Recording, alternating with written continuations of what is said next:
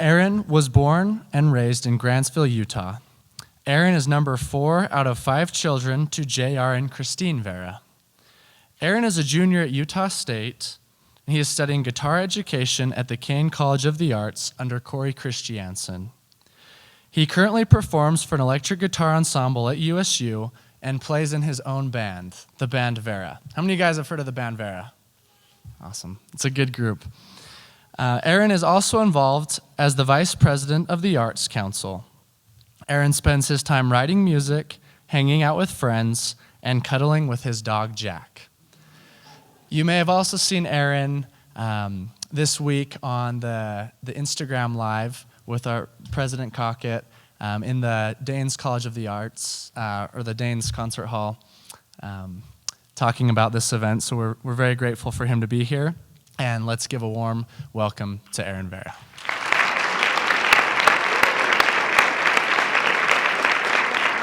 Thank you for the introduction, Michael. Thank you. All right, I'll get it over with. I'm gay. That's something thank you. It's something that took me 21 years to say to one person, and I just said it in front of a big group of people, so it feels pretty cool. Thank you. Thanks. Growing up in Utah definitely has some unique challenges. As I'm sure every state and community has its own unique challenges, but tonight I want to talk to you about the last few years of my life and being raised in Utah, being raised as a Mormon, and then accepting myself as a gay man. So I guess the best way to tell my story is to tell it like a story. So I'll kind of take you through the last few years of my life. After I graduated high school, I came up to Utah State for a semester, and then I decided to follow suit, and I decided to serve a mission for the Church of Jesus Christ of Latter-day Saints. I served for about 9 months, and 9 months into my mission, to put it lightly, shit hit the fan. And I returned home early from my mission, and that's kind of where I want to dive in a little bit more in detail about kind of what's gone on in my life. Growing up, I always knew I was different. I didn't feel the same way about girls as boys my age did. In fact, I didn't know what a crush was until I was 21, but we'll get into that. So in January of 2013, I came back to Utah State. I was recommended to go into a therapy session, pretty intense. I was attending therapy 3 times a week to cool my undesired feelings for men. I would do an individual session with a therapist, and then I would do kind of a large group session, and then another small group kind of learning session. It was very intense. I was reading my scriptures every day. I was praying. I was attending church every Sunday. I was doing everything that I needed to do to be straight. At the time, I moved into a house with eight other guys. They were all straight. So if you can imagine 20-something-year-old straight boys, the talk about girls was pretty overwhelming. They would talk about the cute girl that they met in class today, or they talk about the date that they're going to have on the weekend. And I was so mad because I couldn't feel that. I was so jealous that they got to go after people that they were attracted to. And that's really where my depression started to kick in. I kind of suffered with that for about a year, pretty silently and quietly. And then in January of 2014, I met some people who really helped change my life. January, I met a man who said to me for the first time, "It's okay for you to be gay." And I was like, what? That's crazy. That is the craziest thing I've ever heard, because everything I had known told me that marrying a woman in the temple was where my happiness would come from. And so to hear that, I was like, that's scandalous, but I believe you because it feels right. And so a month later, on my 21st birthday, I decided to come out to my family. I said, "Family, I'm gay." or like bisexual, or just like not straight, because like I'm not really sure how I identify yet, but I'm still working through that, but just know I'm not straight. So some people may empathize with that kind of conversation. A big part of my story involves a lot of really incredible people. I'll be honest in saying that I have the most incredible family and friends in my life, and they're the reason that I'm here today talking to you guys.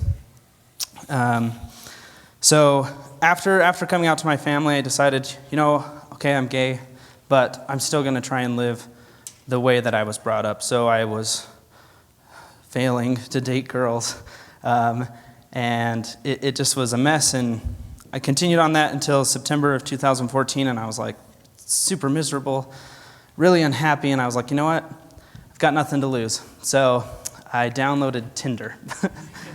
And I had known from like snooping around that you could choose to like see other men who are looking for other men, and so I decided to go for it. And I was so incredibly happy. I've never smiled more in my life. This was the time when I was like, oh, so that's what that crush feeling is. That's what I was feeling for those boys in high school. So it was very eye-opening. It was very exciting, and at the same time, very miserable.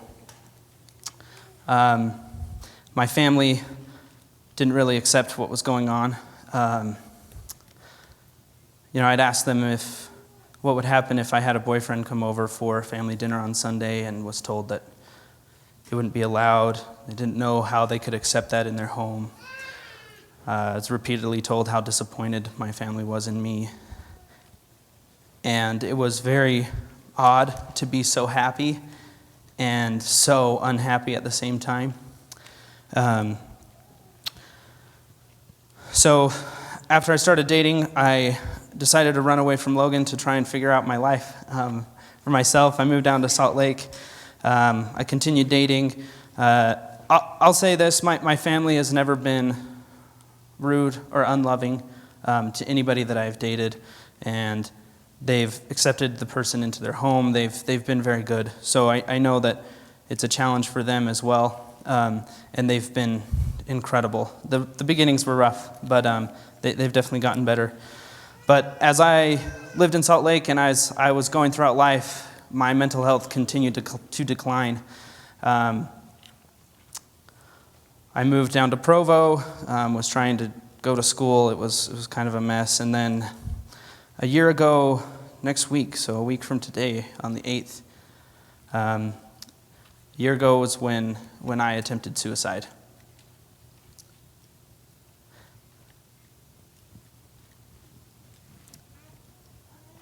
The therapy I was going to wasn't working.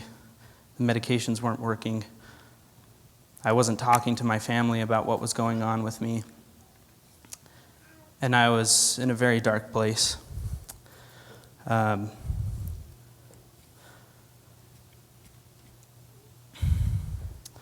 After the suicide attempt, my family took me in.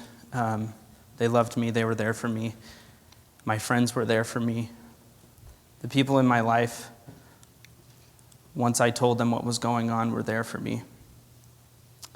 And that's my biggest message tonight. The culture that we live in here in Utah is very loving and kind, but for many people it's very scary and lonely. And I just beg of you to reach out to someone, say something, because for me, it took a suicide attempt to really get the picture clear that I needed to be open with what I was feeling. And then on the other side, a year later, I'm back in Logan. I don't know why I left. That was dumb. But I have, again, amazing people in my life. I get to play in a band, which is super cool. It's like the most incredible thing. I'm back studying music, and I'm doing things that I love. And without the people in my life, I wouldn't be here. So please reach out if this is something that you're dealing with. Say something. Because the biggest thing I've learned is that the people in your life people in my life love me way more than I could ever imagine. And that's all I have for you. Thanks.